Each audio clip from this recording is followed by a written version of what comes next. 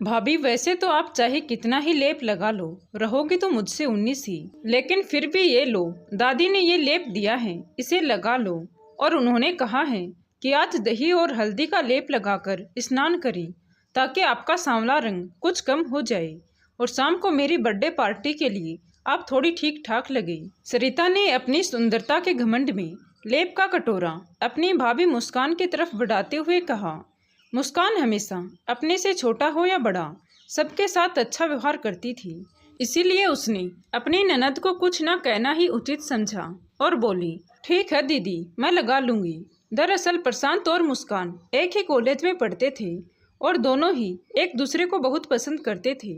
जब प्रशांत ने मुस्कान के बारे में अपने घर में बताया तो उसके दादी विमला जी ने इस रिश्ते के लिए साफ साफ मना कर दिया और बोली, सोचना भी नहीं लल्ला इस लड़की के बारे में, तो कहाँ तो दूध जैसा गोरा उजाला और कहाँ वो अंधेरी रात है।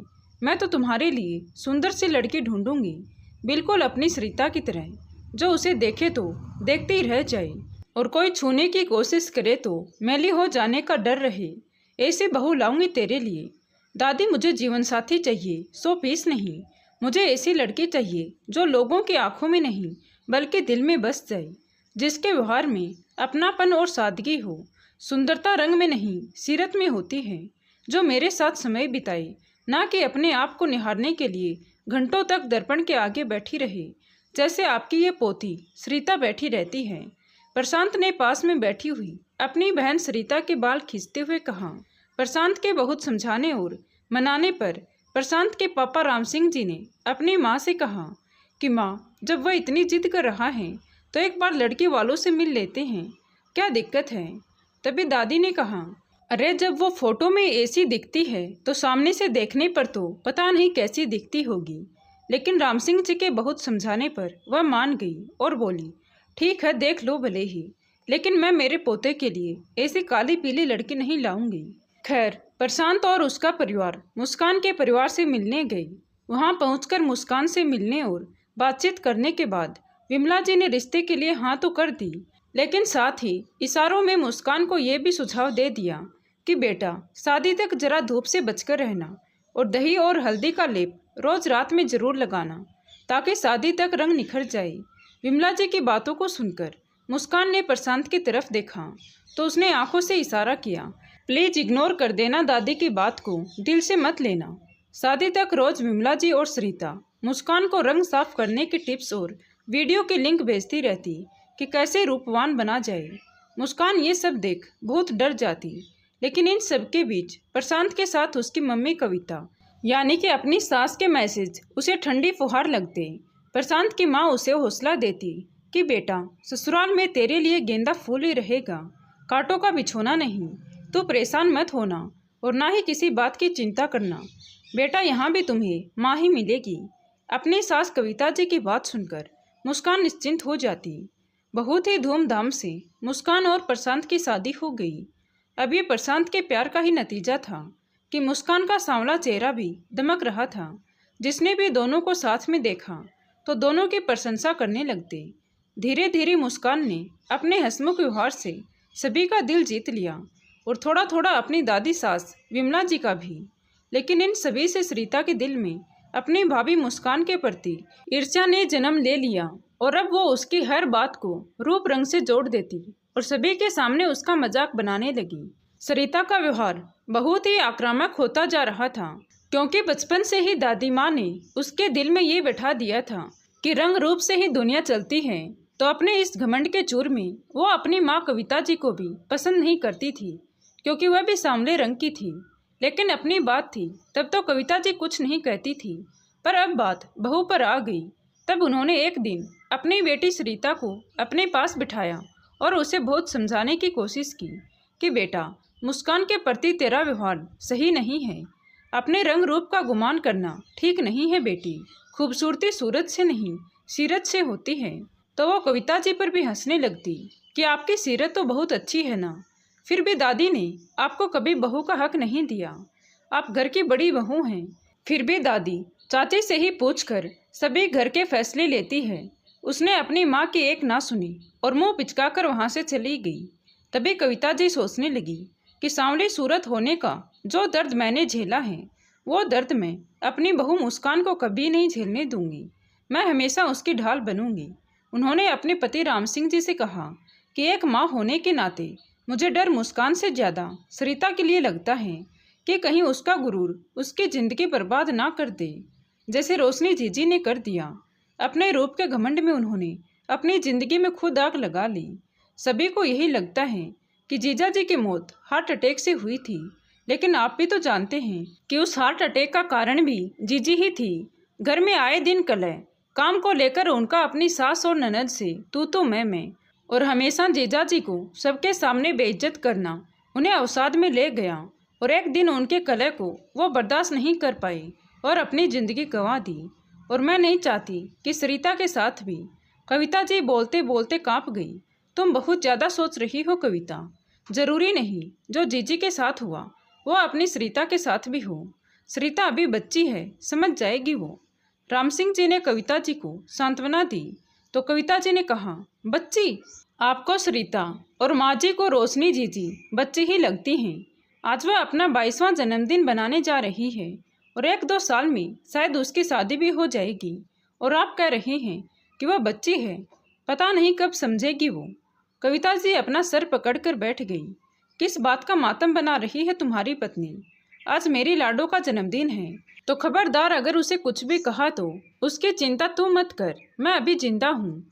देखना उसके लिए ऐसा राजकुमार ढूंढ कर लाऊंगी जो उसे रानियों की तरह पलकों पर बिठाकर रखेगा। विमला जी उधर से जा ही रही थी कि तभी अपने बेटे और बहू की बात सुनकर कमरे में चली आई और उसे झिड़कने लगी। अपनी सास की बात सुनकर कविता जी ने विमला जी की बात का विरोध किया कि माँ जी, आपके इसी बढ़ावे ने ही उसे बिगाड़ कर रखा है और वो अपने आगे किसी को कुछ नहीं समझती है। वह और भी कुछ बोलने जा रही थी, लेकिन राम सिंह जी ने उसका हाथ पकड़कर रोक दिया। खैर, शाम के पार्टी के लिए सभी मेहमान आ चुके थे। पिंक गाउन और डायमंड नेकलेस पहने सरिता परी जैसी लग रही थी। सभी की निगाहें उसी पर टिकी हुई थी। विमला जी और रोशनी जीजी तो उसकी नज़र ही उतारने लगी। सरिता के बाद सभी की निगाहों में किसी और चीज़ की तारीफ हो रही थी, तो वह थी पार्टी का इंतजाम। पार्टी का थीम, खाना और म्यूजिक सब कुछ A1 क्लास था। मानना पड़ेगा आंटी जी, सरिता का आज का बर्थडे सबसे बेस्ट था। वैसे किसका आइडिया था ये? सरिता के दोस्तों ने जब पूछा तो कविता जी ने बहुत ही गर्व से सबको अपनी बहू मुस्कान से मिलवाया और कहा कि आज की पार्टी का इंतजाम हमारी बहू मुस्कान ने किया था। तो सब लोग मुस्कान की तारीफ करने लगे। तभी थोड़ी ही देर में म्यूजिक के साथ प्रशांत मुस्कान के साथ डांस करने लगा। उन दोनों का डांस देखकर सभी उनके फैन हो गई। वाह सरिता, तुम्हारी भाभी तो बहुत अमेजिंग है यार, सो टैलेंटेड। तुम हमेशा उसके रंग का मजाक बनाती हो, लेकिन वह तो बहुत अच्छी है यार। दोस्तों की ये सब बातें सरिता बर्दाश्त नहीं कर पाई। अपनी जगह मुस्कान की तारीफ सुन सरिता को गुस्सा आ गया और उसने सबके सामने गुस्से में मुस्कान को एक थप्पड़ जड़ दिया। किसी को कुछ समझ में नहीं आ रहा था कि उसने अपनी भाभी को थप्पड़ क्यों मारा। वह मुस्कान पर चिल्लाने लगी, ना रंग है और ना रूप, फिर भी पता नहीं घमंड किस बात का है। भैया को भी न जाने क्या दिखा तुम जैसे सांवली लड़की में जो तुम्हें पसंद कर लाई। मम्मी की तरह ही तुम भी मिस फिट हो हमारी फैमिली में। तभी एक और थप्पड़ की गूंज सुनाई दी। इस बार ये थप्पड़ कविता जी ने अपनी बेटी सरिता के गाल पर जड़ दिया था। कविता की ये हरकत देखकर उनकी सास विमला जी और रोशनी जीजी कुछ बोलने के लिए आगे बढ़ी ही थी कि तभी कविता जी की रोबदार आवाज़ से वो दोनों माँ बेटी अपनी जगह पर ठिठक गई। बस माँ और जीजी, बहुत हो गया, अब और एक शब्द नहीं। आप लोगों के लाड प्यार का ही नतीजा है ये, जो ये अपने रूप और रंग को ही सब कुछ मानती है। आज इसने मुस्कान पर नहीं बल्कि मुझ पर थप्पड़ मारा है, मेरे कोख पर मारा है। फिर अपनी बेटी की तरफ देखते हुए कहा, सच तो ये है कि ये थप्पड़ तुमने मुस्कान को नहीं खुद के ईगो पर मारा है। तुम्हारी सिर्फ चमड़ी गोरी है, लेकिन तुम्हारी आत्मा और दिल दोनों ही काले हैं। तुमसे बर्दाश्त नहीं हो रहा था कि कैसे कोई मुस्कान की तारीफ कर सकता है। तुम अपने आगे सबको तुच्छ समझती हो। जानती हो मुस्कान का रंग सांवला होते हुए भी क्यों वो मुझे और प्रशांत और तेरे दोस्तों को अच्छी लगती है, क्योंकि उसके व्यक्तित्व में दूसरों के लिए प्यार और अपनापन है। उसमें कोई ईर्ष्या नहीं है, उसमें स्वाभिमान है, अभिमान नहीं है। बदल लो खुद को, अभी भी समय है, वरना अपनी रोशनी बुआ की तरह तुम भी अकेली ही रह जाओगी।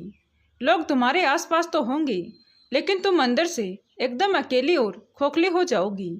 बेटी हो मेरी, नहीं देख सकती इतना अहंकार तुम्हारे अंदर।